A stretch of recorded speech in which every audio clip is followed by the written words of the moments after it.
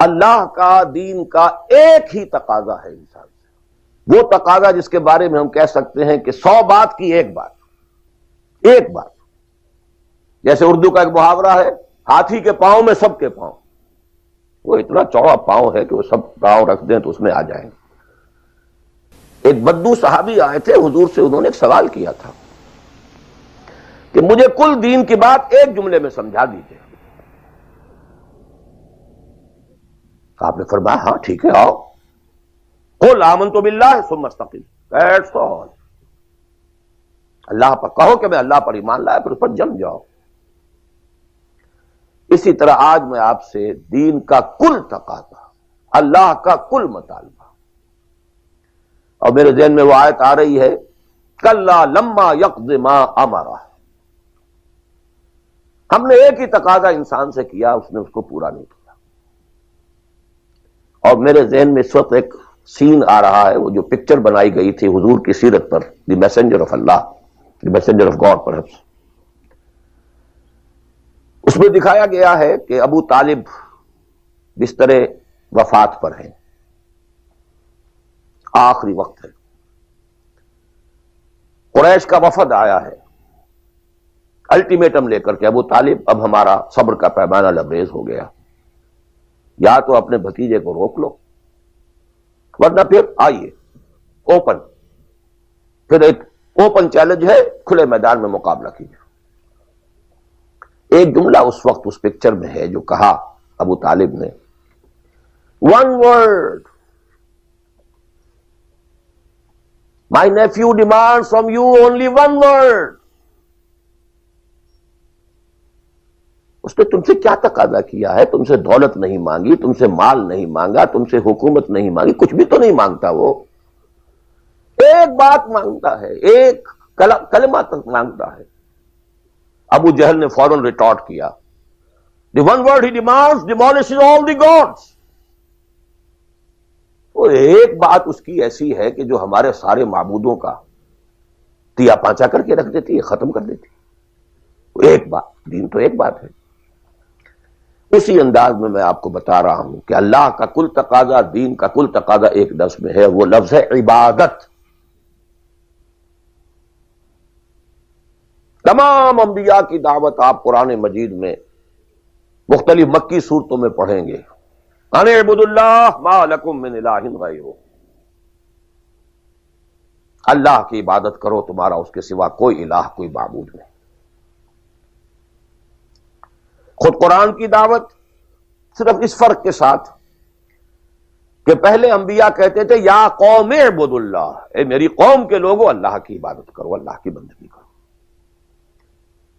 حضور چونکہ بھیجے گئے پوری نوع انسانی کے لیے، تو یہاں خطاب ہے یا ایھا الناس اعبدوا ربکم الذی خلقکم والذین من قبلکم لعلکم تتقون۔ اے لوگو، اے بنی آدم، بندگی کرو، پرستش کرو اپنے رب کی جس نے تمہیں پیدا کیا۔ سورہ ذاریات میں فرمایا وما خلقت الجن والانس الا لیعبدون، تمہاری غایت تخلیق ہی یہ ہے، ہم نے تمہیں پیدا ہی اس لیے کیا ہے کہ تم ہماری بندگی کرو، ہماری عبادت کرو۔ اور وہی 100 بات کی ایک بات حضرت یوسف نے اپنے قید خانے کے ساتھیوں سے کہی تھی، ان الحکم الا للہ امر لا تعبدوا الا ایاہ ذلک الدین القیم۔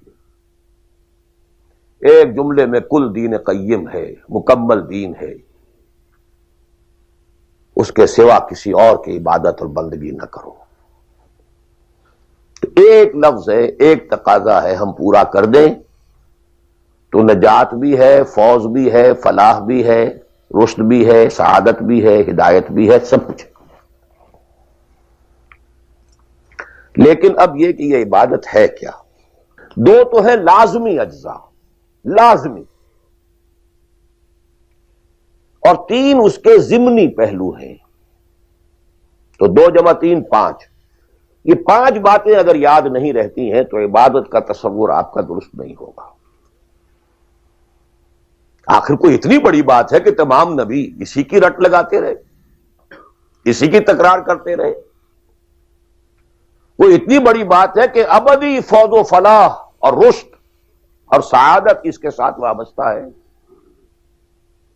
وہ بہت بڑی بات ہے، معمولی بات تو نہیں۔ ابدی جہنم اور ابدی جنت کتنا فرق ہے، اور وہ اسی ایک لفظ کے ساتھ وابستہ ہے۔ عبادت ہے کیا؟ اس کے دو جو لازمی اجزاء ہیں، ان میں سے ایک کی مثال ہے جسم۔ یہ میرا جسم 2.5 من وزن ہے اس کا، یہ میرا جسم ہے۔ ایک اس میں روح ہے،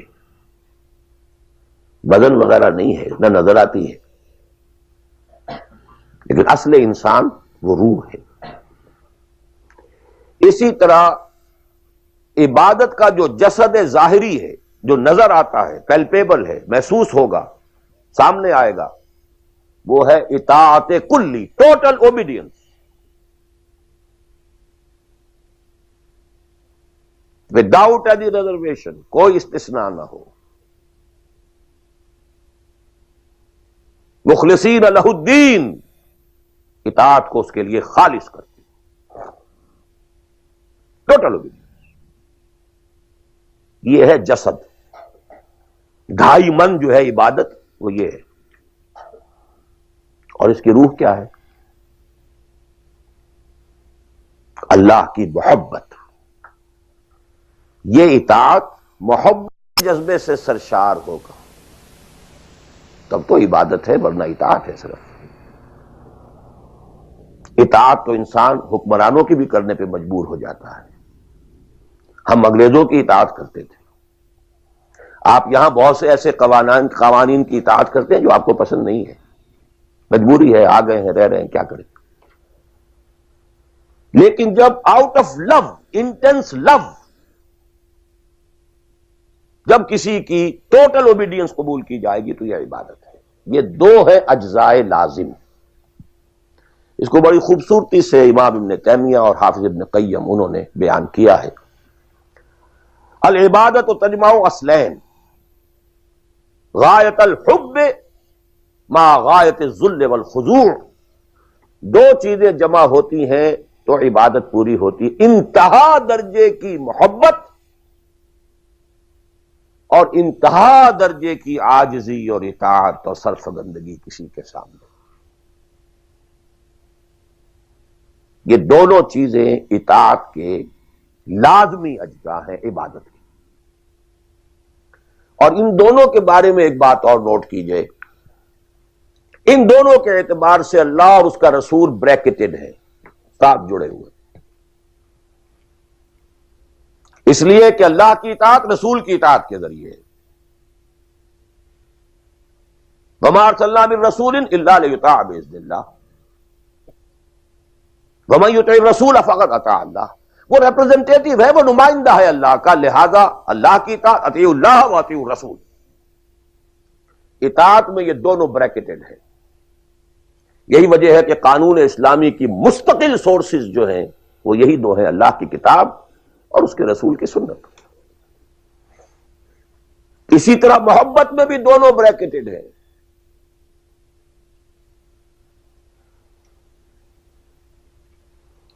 اللہ کی محبت، اس کے رسول کی محبت۔ والذین آمنوا اشد حبا للہ، شدید ترین، اشد، ایمان کا لازمی تقاضا یہ ہے کہ شدید ترین محبت آپ کے دل میں اللہ سے ہو۔ اور حضور نے فرمایا لا یؤمن احدکم حتی اکون احب الیہ من والدہ وولدہ والناس اجمعین، تم میں سے کوئی شخص مومن ہو ہی نہیں سکتا جب تک کہ میں اسے، اس کے باپ، اس کے بیٹے اور تمام انسانوں سے زیادہ محبوب نہ ہو جاؤں۔ اطاعت اور محبت میں دونوں بریکٹڈ ہیں، اللہ کی اطاعت، رسول کی اطاعت، اللہ کی محبت، رسول کی محبت۔ بلکہ ایک نقطہ اور نوٹ کر لیجئے، نظری طور پر بالا تر اطاعت اللہ کی ہے اور بالا تر محبت اللہ کی ہے، اور دوسرے درجے میں اطاعت رسول کی ہے اور دوسرے درجے میں محبت رسول کی ہے۔ عملاً ایک ہے نظری چیز، ایک ہے عملاً۔ عملاً اصلت اطاعت رسول کی ہے، اللہ کے اطاعت اس کے تابع ہے. کیوں؟ اللہ کا حکم بھی تو رسول نے دیا ہے، وہ بھی رسول کے منہ سے ہمیں اب تک پہنچا ہے. بمصطفیٰ برسا خیش را کے دی ہموس، اگر بہو نہ رسیدی تمام بولا بھی. تو اطاعت تو بن گئی رسول کی. اصلاً رسول ہی نے بتایا اللہ کا یہ حکم آیا تو ہم مان رہے ہیں. اسی طرح بڑا پیارا مصرع ہے اقبال کا، از خدا محبوب تر گردد نبی، اللہ سے بھی کہیں زیادہ محبوب ہو جاتا ہے اللہ کا نبی. اس کی وجہ بھی ہے اللہ کا ہم کیا تصور کریں، اللہ کی فیلنگز کا ہمیں کیا اندازہ ہو سکتا ہے؟ کوئی فیلنگز ہے کیا ہے؟ رسول کو ہم ایک ہیومن بینگ کی حیثیت سے ویژولائز کر سکتے ہیں. رسول کو بھی چوٹ لگی تھی، دل پر چوٹ لگی تھی. رسول کے پاس بھی بیٹی آئی تھی، بڑی پیاری بیٹی، فاطمہ بضعۃ منی. ابا جان اب تو عام لوگوں کے ہاں بڑی فراوانی ہو گئی ہے، ذرا یہ دیکھیے میرے ہاتھوں پر گٹے پڑے ہوئے ہیں چکی پیسنے کی وجہ سے، میرے کندھے کے اوپر نشان پڑ گئے ہیں، مشکیزے میں پانی بھر کر لاتی. مجھے بھی کوئی کنیز، کوئی غلام عنایت ہو جائے. ہم پوری طرح ویژولائز کر سکتے ہیں کیا فیلنگ ہوگی محمد کی اسوہ صلی اللہ علیہ وسلم. تو ہم ویژولائز کر سکتے ہیں نا کہ کیا کلیجہ اللہ نے دیا تھا کہ فرمایا بیٹی نہیں، یہ چیزیں ہمارے لیے نہیں، تمہیں میں اس سے بہتر چیز دیتا ہوں. 33 مرتبہ سبحان اللہ، 33 مرتبہ الحمدللہ، 33 مرتبہ اللہ اکبر ہر نماز کے بعد کہہ لیا کرو. یہ کہیں زیادہ بڑی قیمتی شے. ہم محسوس کر سکتے ہیں کہ رسول کے دل پر کیا بیتی تھی جب حضرت حمزہ کی اعضا بریدہ لاش سامنے آئی ہے کہ ناک کٹی ہوئی ہے، کان کٹے ہوئے، پیٹ چاک ہے، کلیجہ باہر نکلا ہوا، اسے چبایا گیا. But what is feelings؟ اور کیا پہاڑ جیسا دل اللہ نے دیا تھا، کیسے جبر کیا ہے، کیسے صبر کیا ہے. اگرچہ ایک وقت میں آ کر بات ظاہر ہو گئی جب مدینے میں واپس پہنچے ہیں اور انصار کے گھروں سے عورتوں کے بین کرنے کی، ماتم کرنے کی آوازیں آئیں تو الفاظ نکل گئے، اما حمزہ تو فلا بواکی لہو، ہائے حمزہ کے لیے تو کوئی رونے والی بھی نہیں. حمزہ مہاجر ہے، یہاں حمزہ کا کون رشتہ دار ہے، کون عورتیں رشتہ دار ہیں اس کی جو اس کا ماتم کریں گی. ہاں مکے میں ہوتا حمزہ عبد المطلب کا بیٹا اور یہ حادثہ ہوا ہوتا تو پورے مکے میں کوہرام ہوتا. آخر فیلنگز تھے کہ نہیں؟